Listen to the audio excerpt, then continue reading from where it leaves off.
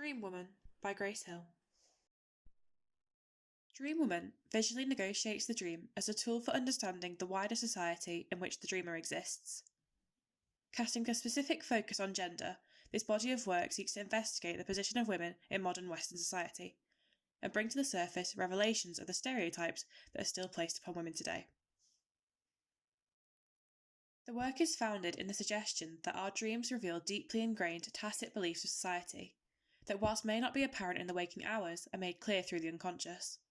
The conviction that not only can contents of human consciousness disappear into the unconscious, but they can resurface without one being aware of it. In this, Vandenberg describes how the experiences we have in the conscious world, whether we are overtly aware of them or not, can reveal themselves through the dream and tell us something about the world in which we exist. In visually representing the dreams I have about my own future as a woman, I aim to develop an understanding of the position of women in society today. Can't the dream also be used in the fundamental questions of life? Producing a physical manifestation of the Freudian dream work, the labour of translating the dream thoughts into a concrete imagery of the dream content and in the process distorting them. This is the suggestion that the dream cannot be fully understood unless something is done with it. It is worked with in some way. Dream Woman enacts the dream work, bringing the dream into the physical, conscious world to develop a deeper understanding of what it reveals to the dreamer. The work responds to a series of stereotypes that are placed upon women: the bimbo, the housewife, the boss bitch, each acted out and performed in dreamlike tableau scenes.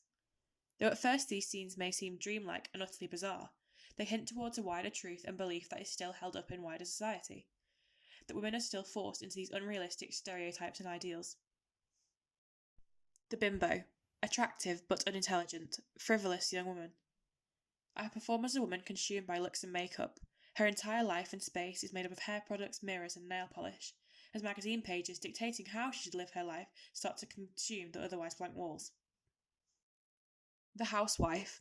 I have no life, for I am a housewife. I perform as a woman trapped in the chaos of family life. Brooms, mops, pots, pans and plastic babies consume the space. There is no individuality. She lives for the family. Children's toys spill out into patterns that tell her what is going wrong in her life and the shame she should feel about her decisions. The boss bitch, a bully in a skirt. I perform as a woman extremely successful in her professional career, degrees, certificates, titles and awards, but she is unfulfilled in her personal life.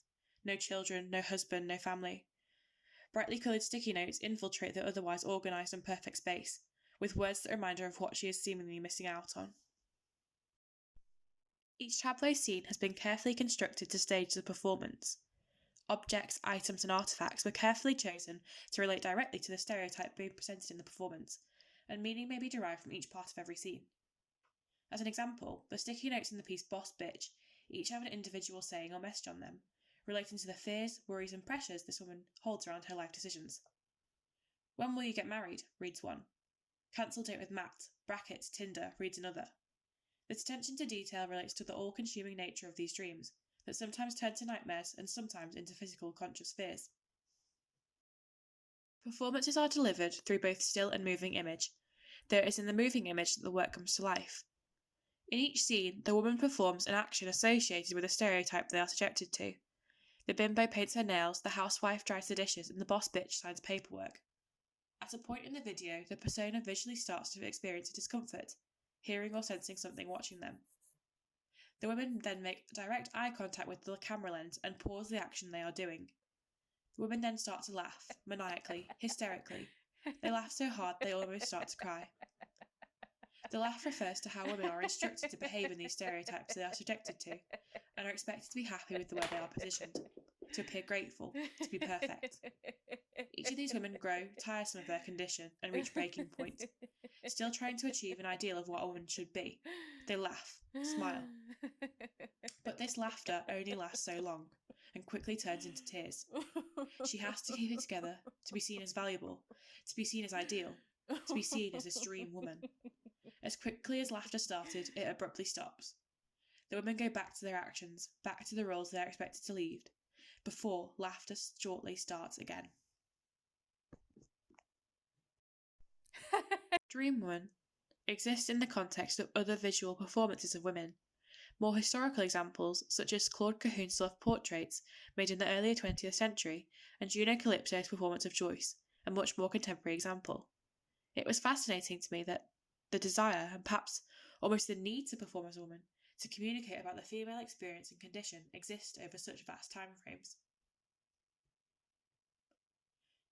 Juno Calypso performs as an alter ego, Joyce, to comment on the way women are subjected to male gaze, held up as an object of desire. Performing as women fitting to male desires, a receptionist, a masseuse, an air hostess, the work is a satirical response to the male gaze, humorising and finding the irony of these ideals. The performative nature of the work further highlights how, to achieve this ideal, to achieve the desires of the male gaze, women do have to perform, dress up, become something entirely other. To become the object of a man's desire is to perform, is seemingly what the grimacing Joyce communicates to us in the work, and she is tired and bored of it. Interestingly, Claude Cahun uses performance to free herself from the constraints of gender, producing self-portraits that sit between the lines of masculinity and femininity. Cahun performs and assumes the personas of a series of people that don't quite seem entirely real. A woman without a body, a weightlifter with hearts drawn upon their cheeks. In subverting gender, Cahun encourages the viewer to break free of the constraints placed upon them. They do not have to identify wholly as female or wholly as male. They can be whoever they want to be, identify however they see fit. Performance allows Cahun to do this, to assume these different identities, to reveal the possibilities of what womanhood can be. These bodies of work, including my own, happen over decades of time, but all return to the central theme of performing as a woman. Perhaps it may be suggested that to comment upon the female experience and position of women today, it is essential to perform, to become something other, something that appeals to the male gaze, as this is the only way that attention will be paid. The exhibition of the work is an essential part of its meaning, culminating in a live performance. In installation, moving image is projected across an entire wall, above a single bed. Projection is a significant part of the work, relating directly to the material of the dream. It is fluid and changing, it can be interrupted by the viewer. The bed itself is entirely white, no colour or pattern. This is direct representation of the potential the dreamer has in their life. No lines have been drawn, no decisions yet made, no boxes being put into. The detail appears instead in the dream projected above, the possibilities of the life that the dreamer is heading towards.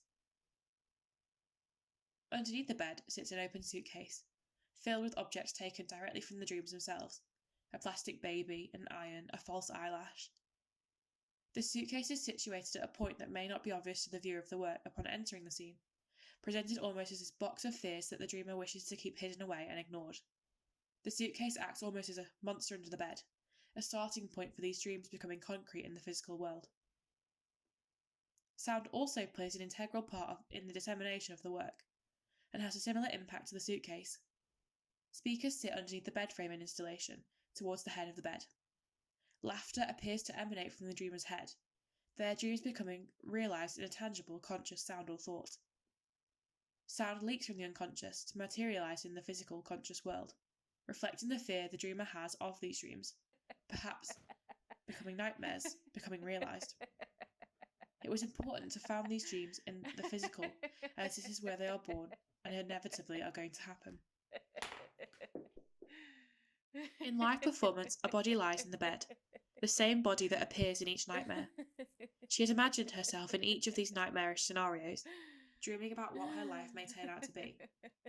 Projection runs through the bed and onto the wall, a never-ending connection between the two.